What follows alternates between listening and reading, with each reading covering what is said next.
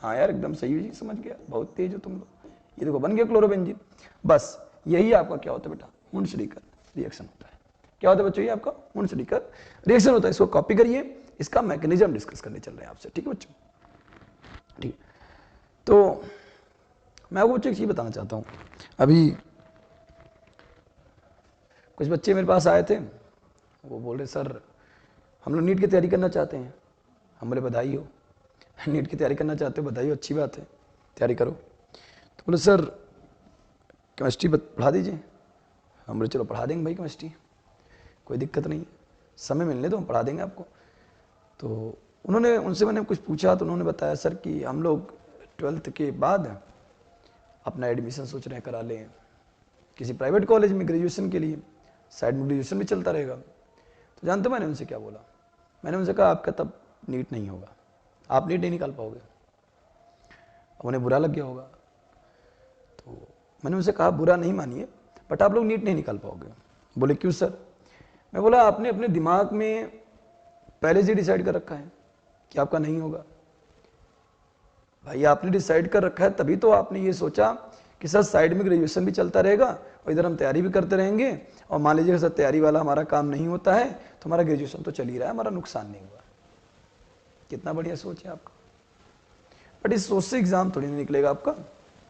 और मैं ये सबको बोलना चाहता हूँ बच्चों, आप लोग को भी बोलना चाहता हूँ कि अगर आप नीट और IIT की तैयारी करने जा रहे हो, ठीक है ना, आफ्टर 12th, तो एक चीज दिमाग में डाल लो कि आपके पास सिर्फ एक ही रास्ता है, आपको वो नीट और IIT निकालना ही निकालना है। दूसरा ऑप्शन लेकर मत चलो साथ में।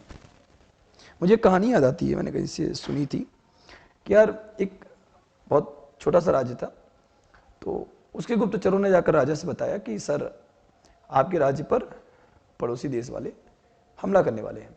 और जो पड़ोसी देश वाले थे वो बहुत ताकतवर थे, लेकिन वो हमला बोले 3 दिन बाद तैयारी कर रहे हैं आपके यहाँ हमला करने का, अभी वो तैयारी नहीं की है, 3 दिन बाद आपके यहाँ हमला करेंगे। तो राजा चिंतित हो गए क्योंकि उनको पता था उस सेना के सामने उनकी सेना कुछ नहीं है, सब मारे जाएंगे। तो उनके जो सबसे चतुर मंत्री थे उन्होंने उनसे सलाह दी कि साहब एक काम करिए, वो लोग 3 दिन बाद हमला करेंगे, हम लोग आज ही हमला कर देते हैं, अभी हमला कर देते हैं।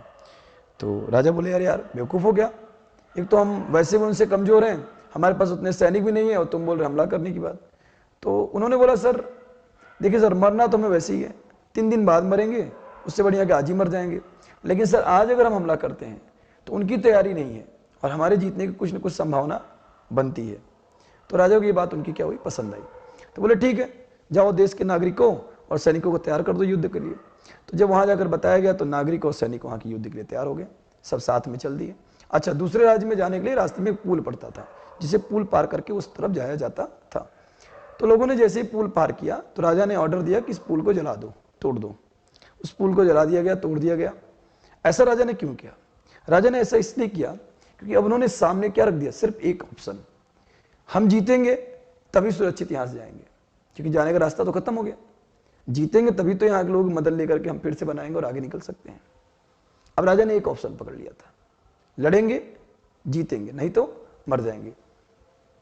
ऑप्शन दूसरा उन्होंने पहले ही हटा दिया कि वापस जाने का ऑप्शन खत्म, अब आ गए हैं तो हमें सबको मिलकर लड़ना है। और जानते हो बच्चों क्या हुआ, सभी ने मिलकर लड़ाई लड़ी और वो छोटी सेना उस बड़ी सेना पे भारी हो गई और उस युद्ध को वो जीत गए। तो जीतने का मेन उद्देश्य उनका क्या था, क्योंकि उनके पास एक ही रास्ता बचा था। वो अगर 2 ऑप्शन ले लेते तो कुछ लोग वहां से भाग भी आते, इससे जीत नहीं होती। फिर ऐसे आपको बोल रहा हूं, अगर आपने ये डिसाइड कर लिया ना कि आपको ग्रेजुएशन भी साथ में चलता रहे और तैयारी भी, तो आपके माइंड में एक चीज बैकअप में चल रहा है कि आपको कुछ ऊंच नीच हो रहा है, डिसबैलेंस हो रहा है, तो आप सोचते हो चलो कोई बात नहीं, नहीं होगा तो ग्रेजुएशन तो चल ही रहा है। अगर आप ग्रेजुएशन नहीं करते हो तो आपके पास सिर्फ एक रास्ता बचता है कि मैं अगर इसको नहीं निकाल पाया तो मैं बहुत पीछे हो जाऊंगा, और आप पूरी मेहनत से उस एग्जाम के पीछे लग जाएंगे तब, और सिलेक्शन आपका तो होगा ही। और क्यों नहीं होगा, आप पढ़ने में बहुत अच्छे हैं। ठीक, खैर चलो बच्चों यहाँ देखते हैं हम लोग इसका मैकेनिज्म क्या है, ध्यान देना बच्चों।